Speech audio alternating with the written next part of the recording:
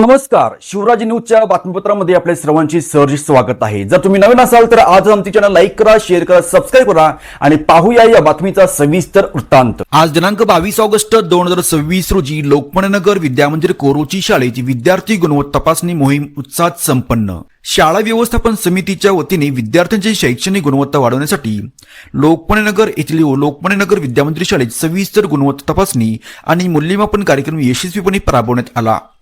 चालू शैक्षणिक वर्षातील विद्यार्थ्यांची प्रगती तपासणी आणि त्यांच्यातील त्रुटी ओळखून त्यावर काम करणे हा या मोहिमेचा मुख्य हेतू होता।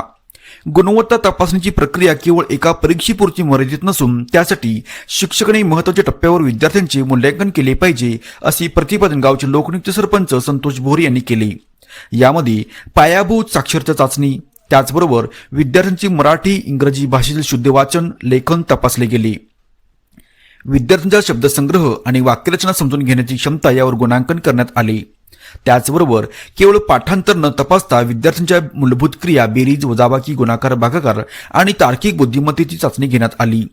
त्याचबरोबर विज्ञान आणि पर्यावरण या विषयासाठी विद्यार्थ्यांनी तयार केलेले छोटे प्रकल्प आणि त्यांची तोंडी सादरीकरण क्षमता तपासली गेली। यावेळी लोकनियुक्त सरपंच डॉक्टर संतोष भोरे, शाळा व्यवस्थापन समितीचे उज्ज्वला कुदळे, भाग्यश्री लोहार, किसन सुपले यांच्यासह शाळेचे मुख्याध्यापक डोळे सर, पत्रकार बी आदी मान्यवर उपस्थित राहिले होते। बघत राहा फक्त शिवराज न्यूज 20 सोबत।